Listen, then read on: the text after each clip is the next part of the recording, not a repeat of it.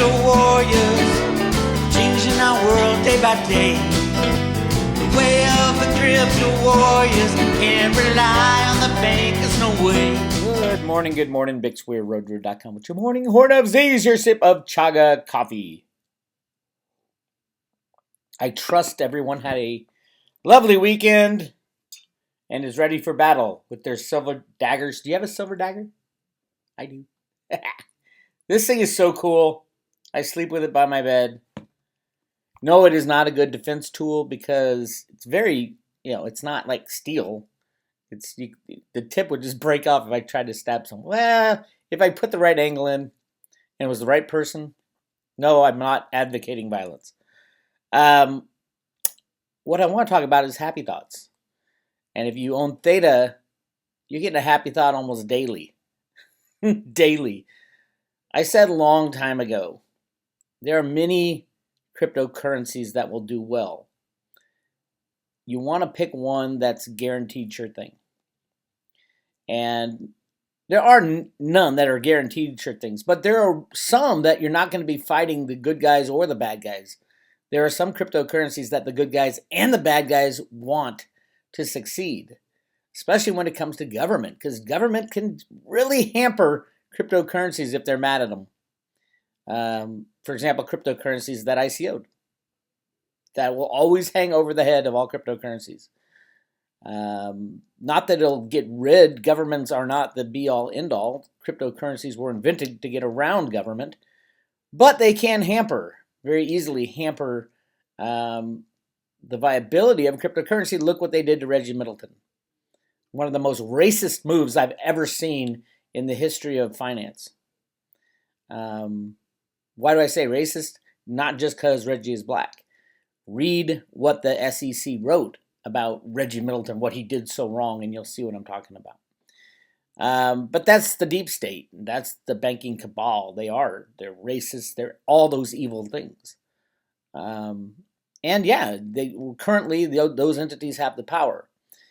If you listen to Cliff High, he recently posted, he's on BitChute, by the way, posting every once in a while, Cliff_High, a really good kind of synopsis of where he sees this going. And yeah, he does see the government running out of power, meaning the regulators running out of power.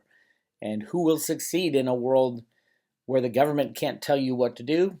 Human beings. A lot of cryptocurrencies will succeed, but there's also many that will go away because they were ridiculous to start with, or they just aren't as competitive. So I told people a long time ago that I was personally, it's not investment advice, I was personally transferring 95% of all my cryptos into Theta and Theta Fuel. Many reasons. The number one reason is without Theta, the internet will not work. We have a huge broadband problem. I'm not saying nobody's talking about it. They are talking about it in the upper echelons of government.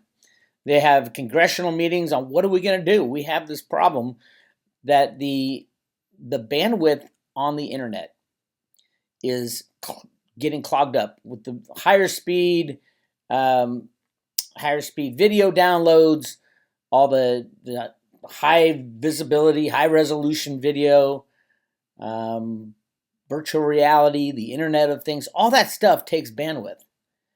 And it is clogging up very fast.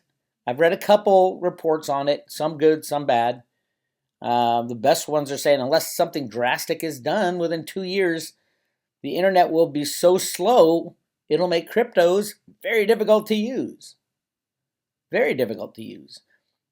Much less trying to download a movie or trying to learn online.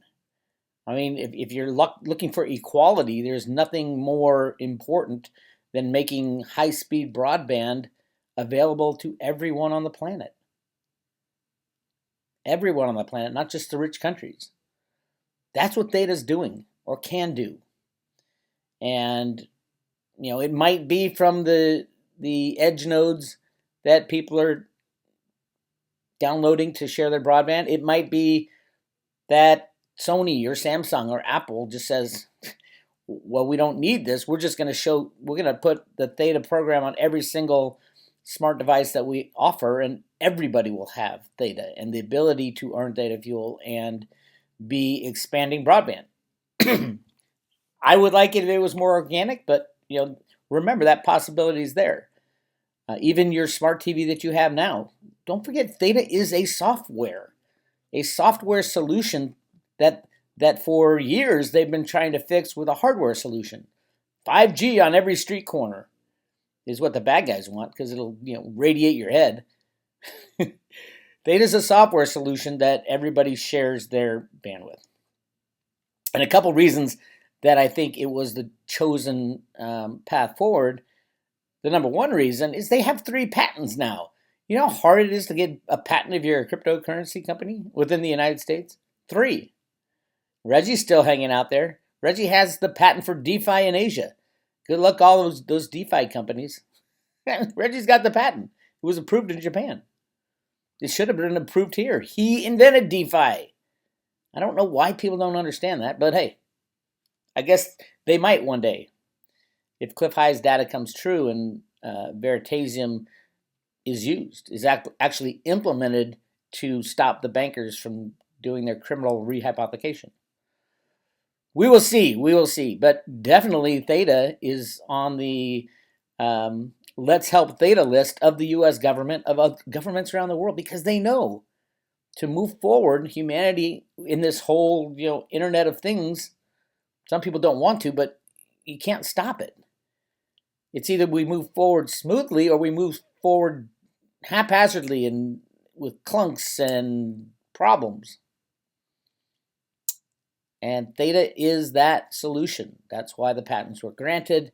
That's why there won't be any competition for them either. They've got the patent. They discovered a way to do it, and they were smart, and they didn't go for the big money right away.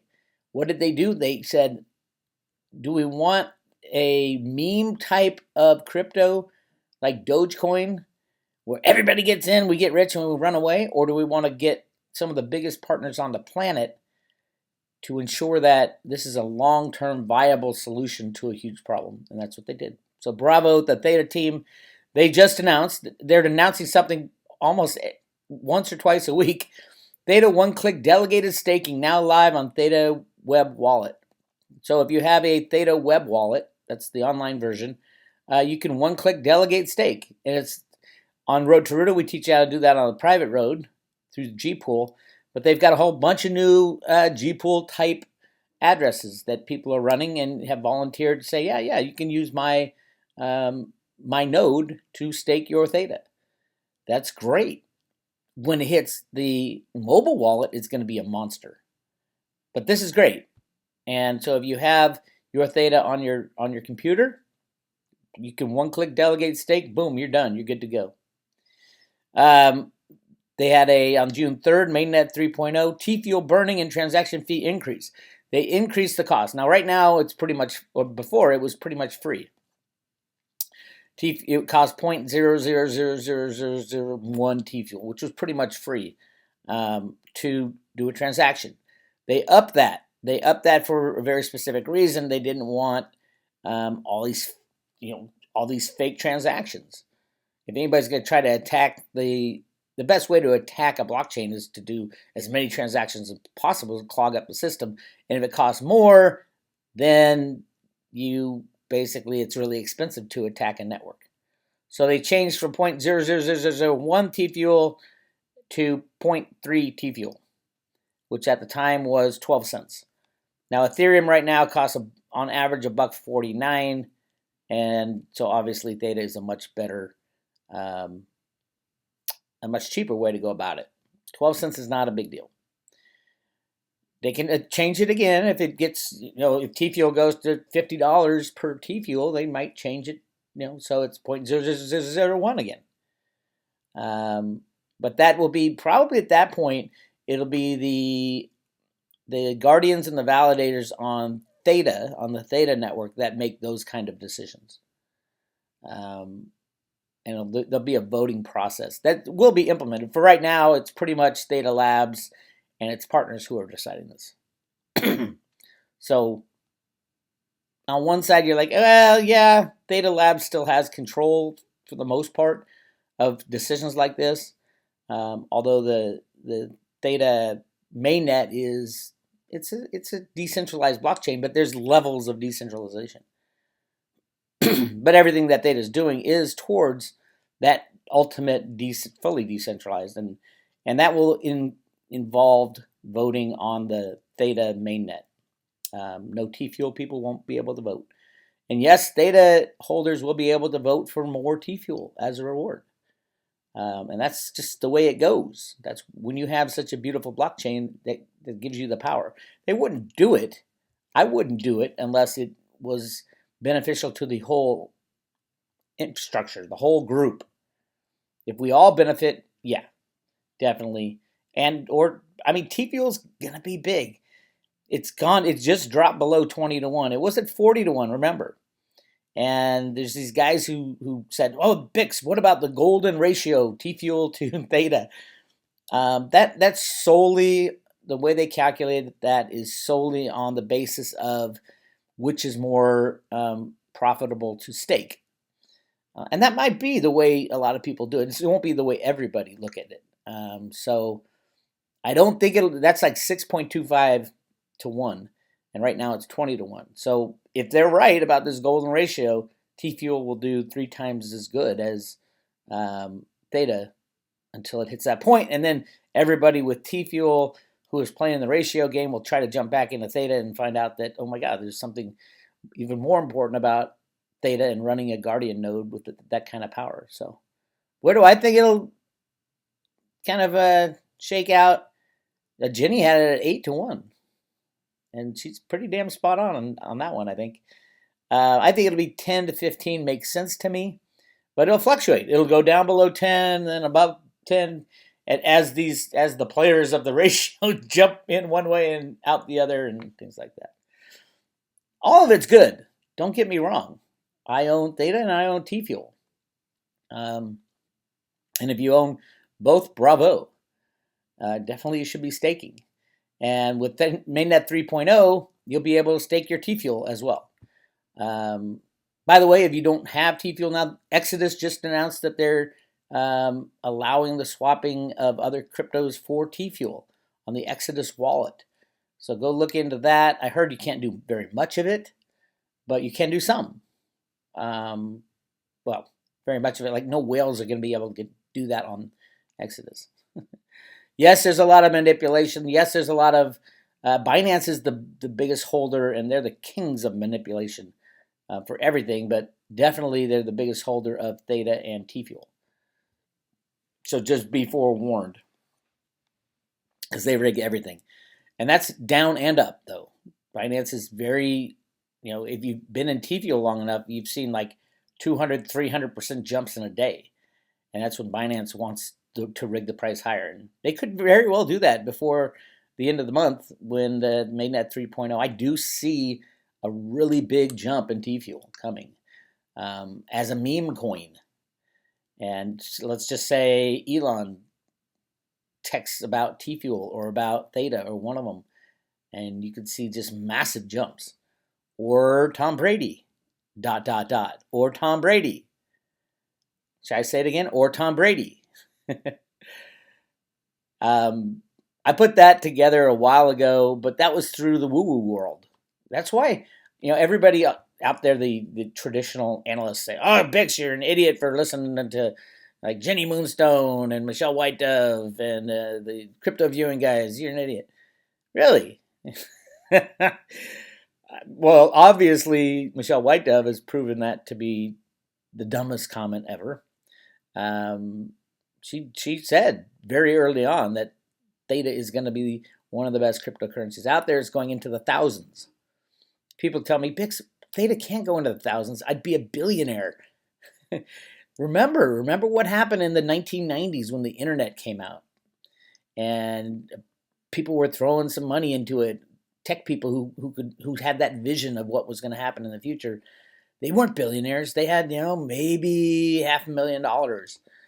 And they're like, oh, yeah, I understand where this is going. And now, all of a sudden, within a couple of years, they were multi-billionaires. That's what's going on here in the crypto space, if you pick the right one.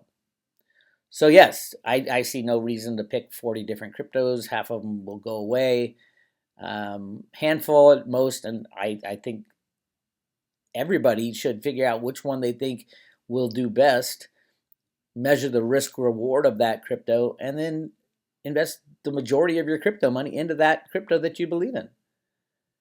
It makes sense to me. Why do homework on 47 different coins, and some of them won't work out and some of them will, when you could just pick one that you're pretty sure of? And that's what I did. Anyway, as for Theta, yes, it is moving up greatly. Almost back up to $10. Again, the high was 15 in a brief spurt. But it was down to like, what, $4 again just the other day. Snippy was waiting for 2. I don't know. Actually, I don't know where he adjusted his buy for. But yeah, Theta's running again. I think it'll blow by 15 this next run, especially with all the announcements. So hang on to your Theta. Theta Fuel's running even faster, up above 50 cents now.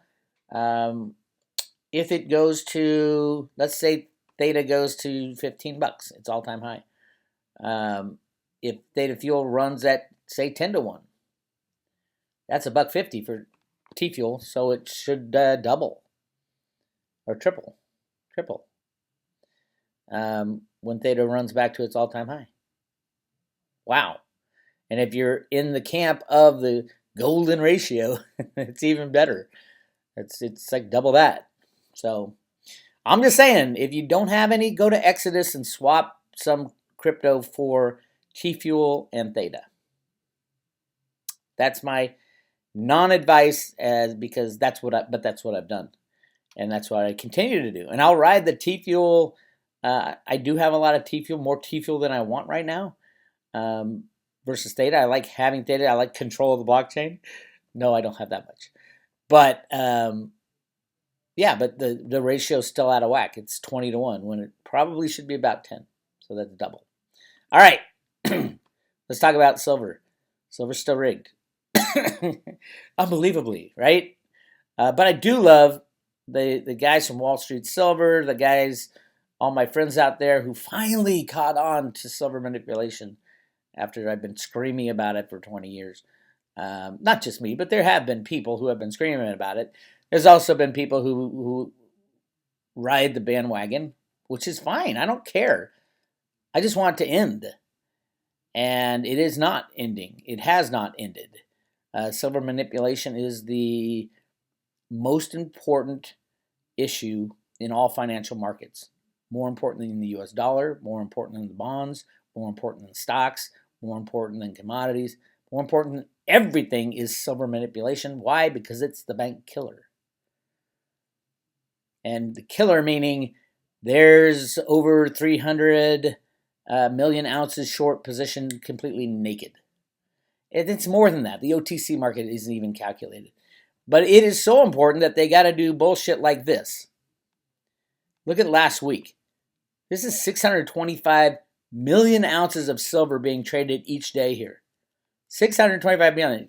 Only about, what, 800 million is mined every year? Less, obviously less last year because of COVID. This is almost a full year's worth of mining that had to be thrown at the market to rig it. Now, these are banks trading back and forth with each other. A bank or a entity called Virtu Financial is in charge of it. Vincent Viola, I've shown it a million times. He will end up in jail when this is over. He should have ended up in jail a long time ago with his partner Bernie Madoff, but they let it keep going. Oh well. Now, there is something I want to talk about, though, and that's this. Guys over at Wall Street on Parade, Pam Martins, Russ Martins, brilliant. These guys are brilliant. They're on top of it, what goes on in the banking world. This article that they just posted, Wall Street captured Fed consolidates its power under Biden. Janet Yellen, the head of Treasury, wants the head of the Fed. Remember, the Fed is the number one regulator for the banks. And Janet Yellen was around during the silver manipulation. It's kind of like Gary Gensler was the head of the CFTC when JP Morgan was rigging the silver market, and yet he's still allowed to walk free. Janet Yellen was the head of the Fed at the time. The Fed is the number one regulator of the banks. And now Janet Yellen, who I've met, who is probably the dumbest stump. She is literally, I met her in 2000 at it wasn't a secret banking meeting. I was a banker back then. It wasn't a secret meeting, but it was one of those, it was at the PU Club in San Francisco. It's a Pacific Union Club. It's a private club for rich bankers. And she came in and gave a speech, and I met her. And she's telling everybody, okay, here's what we do with all our money. Let's invest heavily in China. And that was her take back then. But all she does is tell people what she's told. She's a good mouthpiece. She's bought and paid for by the banksters. She hasn't had her own thought in probably 80 years that she's been alive. But this article goes through all the things that she has her hand in. And it's not her. Remember, it's not her. It's the people behind her telling her what to do. And she's really good at taking their money, which is basically what this article is about. Janet Yellen now is in charge of so many divisions of oversight of banks and the financial system. It is ridiculous. And trust me, she doesn't have the brain power to do any of them. She's just a puppet that they use, the banksters behind her that they use. Anyway, go check it out. Wall Street on Parade. It talks a lot about, when she was the head of the Fed, all the super secret bailouts from the Fed that go on. I've been saying this for a long time, ever since I discovered the Roota documents at the Fed Boston, which I'll get to in a second. They don't tell you how much money they print. You don't have to. If you're the Fed, you do what you want. You bail out anybody you want at any time you want, and there is no scrutiny. You know the politicians work for you. Listen to how much money she got for just talking to the bankers. After Yellen was nominated by Biden to serve as Treasury Secretary, her financial disclosure reports that she had spoken 3 times at Citigroup. She made $217,000 for each event, for a total of $650,000 for 3 speeches. Each speech is probably maybe 45 minutes. And that wasn't all. Citadel, you guys know Citadel? Yellen's financial disclosure report showed she'd been paid $992,000 for speaking engagements at Citadel. The most poignant analysis of Yellen's cash haul from the Wall Street banks came in a tweet from Jesse Eisinger of the public interest publication ProPublica. Quote, deeply troubling two-fisted money grab from banks by Janet Yellen. Janet might think she can be independent, make independent decisions once in office, but how arrogant is it to imagine that money corrupts everyone but you? So, and then they go into the most important thing, like who rigs the markets? It's the Exchange Stabilization Fund working with the criminal banks. Legislation passed in Congress in 1934 puts Yellen in charge of the slush fund known as the Exchange Stabilization Fund, which is allowed to meddle in markets. The Dodd-Frank financial reform legislation of 2010 makes Yellen the chair of the Financial Stability Oversight Council, and thanks to stealthy legislation passed during the Trump administration, the Treasury Secretary now is a permanent member of the National Security Council. She's also appointed the head of the OCC, which is a regulator. Basically, the United States is done. We're bought and paid for by the banksters. Now, there's good guys and there's bad guys at the Federal Reserve. I pointed out many times. Going back to this, which is amazingly still on the website of the Federal Reserve Bank of Boston. Wishes and Rainbows and the Road to Roota documents. Wishes and Rainbows was a comic book about going back to a gold standard that came out of the Fed Boston in 1981. Basically, in the comic book, it said, we can go back to a gold standard. All we have to do is print as much money as possible, soaking up all the benefits, and then crash the system. It's right in here. And then in 2007, they redid the comic. Yes, Federal Reserve Bank. Look, right here. Wishes and Rainbows, written by Deborah Carpenter Beck. I've never found much about her. But Stephen DeVoe, absolutely, I know everything about Stephen DeVoe. Yes, he worked for the military. Yes, he worked for the Fed Boston. Yes, he wrote the computer programs that rigged the markets with Alan Greenspan and was in charge of that program. And there he is, Federal Reserve Bank of Boston. But some of the more interesting things, so this is Alan Greenspan. Alan Greenspan is Roota. Alan, don't forget, everybody's like, oh, Greenspan was the head of the Fed. He's an evil viper. He was also the biggest gold bug ever. And again, this comic book is how do you get back to a gold standard? You print as much money as possible to get all the benefits and destroying the currency. That's what we're doing right now. And this is Arthur Burns, the head of the Fed at the time, in the early This was written in 1980, but this plan, the plan of the road to Roota, really took force in the 1970s, early 1970s, when Alan Greenspan wrote the computer programs to rig markets and create our electronic financial system. He blames himself for Y2K. And they talk about gold. This is the Fed Boston talking about gold. It takes a little analysis. If you go to Road to Roota, I got a full video on what the hell they're talking about. It talks about big people accidentally wanting to step on any pebble person. This is a scary comic book. Go check it out. And then she finds the gold in the Grand Canyon. Voila. Everything's great. Yahoo. But everybody wants more. She says, okay, I got my gold. I'm going to come back for more. And then we have was basically a landslide in the Grand Canyon, which made them decide to not pull the gold out. And it goes on and on. Hooray, we found more gold. Probably Chocolate Mountain. There's gold all over the United States, by the way. Yes, there are millions of tons of gold in the world, not 200,000 tons. That's the dumbest thing I've ever heard. And then this talks about the black tears, which is the petrodollar, and how they devised the petrodollar and said, okay, this is what we need to do, blah, blah, blah. Then we get to something, the reason in 2007 they decided to take down the banking cabal, right before the 2008 crash. Instead of writing in the sand the formula called On the Road to the Golden Age in the 1981 comic book, Roota writes 11 plus 9, or 9/11. Right here, 11 plus 9. Little Islamic crescent moon in the flower. Voila. There's more of this analysis at roadtoroota.com, but what I'm trying to say is there are good guys and bad guys within the Federal Reserve. And then Road to Roota, anybody wanting to know where it came from, right here. Road to Roota Teacher's Guide. There it is, right from the mouths of Babe. Teacher's Guide for Wishes and Rainbows. It explains it's all about going back to a gold standard, this comic book. And I still have people to this day who say, oh, Bix, what are you talking about? There's nothing in that comic. It's just a stupid comic that the Fed put out. It's amazing. You can lead a horse to water, I guess. I don't know. Anyway, so go check those out. Overall, what I wanted to say is, yes, there are people within the Fed. There are good guys within the Fed trying to take down the bad guys. There are bad guys within the Fed trying to hold on to the power and condense their power. Janet Yellen works for the bad guys. That's not good when you're the head of the Treasury. She's not working for the United States of America. That's my take on her. So be warned. And it's not her. It's the people behind her.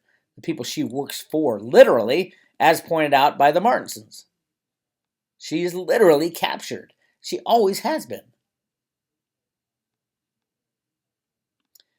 You want to know what's going to go on in the next couple months? Cliff High just posted a great video on it. Go to BitChute, Cliff_High. Amazing stuff. He analyzes where we are right now and what we're going through. And it's scary at the same time, exhilarating because it's going to ultimately take our government out, which is what we need to do. We all need to grow up and take care of ourselves, which is very scary, but that's even what Roota said back in the day. And here's my pissed off Bix for unbelievable. I live in Alameda County in Northern California. Alameda County. I live in Oakland, California. Alameda County just announced that they lied about the COVID deaths. They lied. And they announced that they lied, and they said it's okay that we lied. It's okay we shut down everyone's businesses because we're in the middle of COVID. Alameda County COVID-19 death toll drops by 400 after data change. That's 25%. The number of COVID deaths in Alameda County fell by a quarter Friday after the Public Health Department changed its methodology for counting fatalities in the pandemic. This is the guy, Dr. Nicholas Moss. I don't think he was in charge of it at the time, but he's the guy who announced it. The change, which brings the county's COVID-19 data in line with the state's, this language is insane. They lied. It's not, nothing happened here that brings it in line. They lied, and they're trying to change it because they're being caught in a lie. Brings the county's COVID-19 data in line with the state's more stringent guidelines for tracking COVID deaths. This is insane. Lowers Alameda County's official pandemic toll by 411 to only 1,223 total fatalities. Now listen to this. Until now, the Alameda Public Health Department counted any fatality in which the individual tested positive for COVID-19 as part of the pandemic's death toll, regardless of whether the virus was determined to be the cause of death. The state death toll, however, only includes cases of which COVID-19 was determined to be the primary or contributing factor. What? So you can get run over. They even released this. This is what they said. For example, someone who tested positive for the virus and then died in a car crash would have been counted as a COVID-19 death. Alameda County Health Officer Dr. Nicholas Moss said he doesn't know of any other counties that have been using the same expansive definition of a COVID-19 death. That's not expansive of definition. That is illegal. It's not even illegal. It is a lie. It is immoral. You shut down businesses based on all this data. You destroyed lives. People committed suicide because of what you did. Healthcare facilities, at least for a time, were testing everybody who came into the building. In a news release announced the data changed, the county said it is important to accurately report deaths due to COVID-19 so that residents and health officials have a more precise understanding of the impact of the pandemic and response actions to our community. Moss said that although officials knew about the discrepancy, this isn't a discrepancy, this is falsifying data, between the county and the state's numbers, they struggled to make the change in the midst of the massive winter surge. We were concerned about making a change at the time when the pandemic was so dynamic, he said. So they knew about it. They're admitting they knew about it, and they didn't do anything. We want to wait until conditions were more stable to make sure that we didn't appear to be sort of manipulating the data at a time when we were at the worst of the state. This is so insane what this motherfucker said. We didn't want to look like we were manipulating the data, so we kept manipulating the data.